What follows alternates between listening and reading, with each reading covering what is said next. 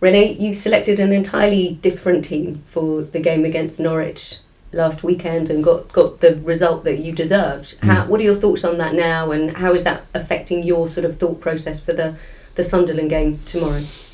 Well, the Norwich Cup game came on the back of a very important league game, as we all know, home against West Ham, and thank God we picked up the 3 points we so desperately needed. But the performance was very, very good again. Of course, the Kevin Nolan sending off helps, but still, then a lot of football was really, really good. I think we could have won by a bigger margin, but you win 2-1, and like I said, the Norwich game came quite quickly after that, and again, the FA Cup is a fantastic competition to be in. The great games, you draw another Premier League team in Norwich, big travel, this and that and the other. So again, that's where you want to manage the squad as best as you can, and I think we put a strong team out there.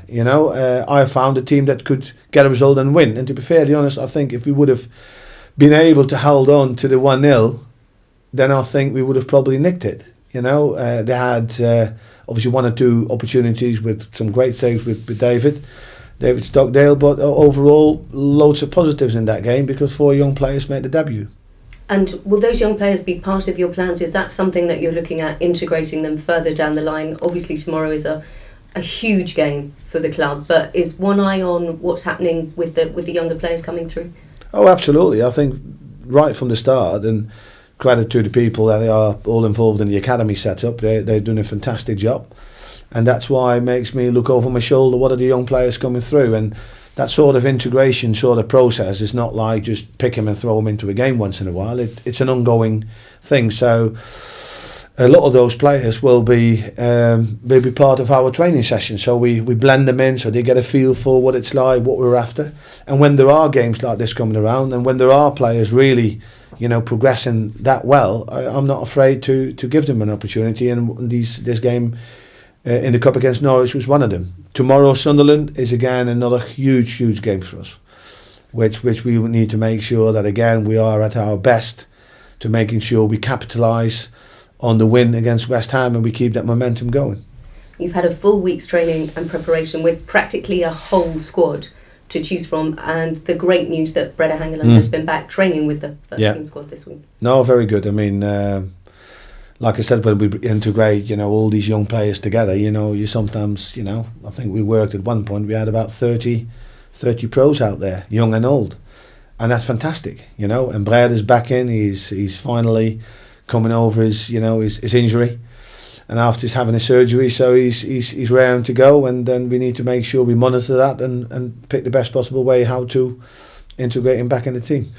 Sunderland come here obviously buoyed after their win in the Capital One Cup against Manchester United midweek. It's a cup final for them because every game when you're in the positions that Fulham and Sunderland are cup finals. What are you expecting tomorrow? Well, a very good, exciting game because, like I said, they need the points, we need the points. Gus Poyet is a manager like myself who has taken over, has put his own slant on things. He wants to make Sunderland play in a certain way. I know quite a lot of players, obviously, from my time working at Wes Brown, John O'Shea, Phil Bardsley, to mention just a few.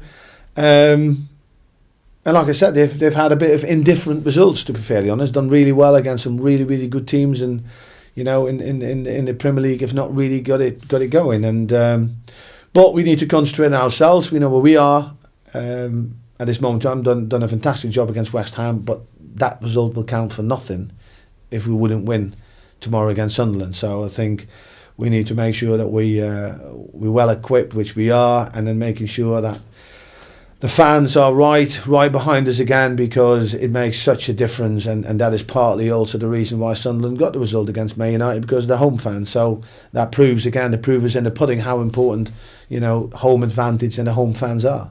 3 points, and the margins are so fine in the bottom half of the league that actually it could catapult Fulham away from that kind of level of trouble and play with a little bit more freedom and confidence.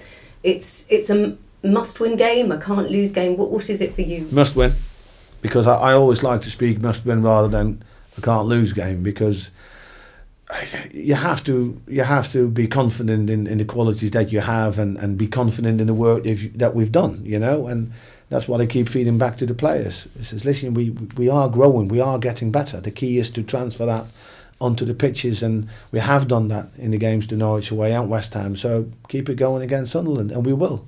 But we keep emphasising on the fact as well how important that we need to be able to play forward and create chances, but let's shut up shop as well. Let's just get some clean sheets, you know, on the score sheet. Let's score the first goal rather than, you know, have to try to work hard to get back into the game. So these are the things we're working hard on, and hopefully, you know, we address on the training pitch, and if we get that right, again, we make massive steps forward. And finally, every press conference until the end of January, we have to talk about transfer speculation. Nothing to report. You did mention something about Brian Ruiz in the written press regarding him talking to a number of clubs overseas.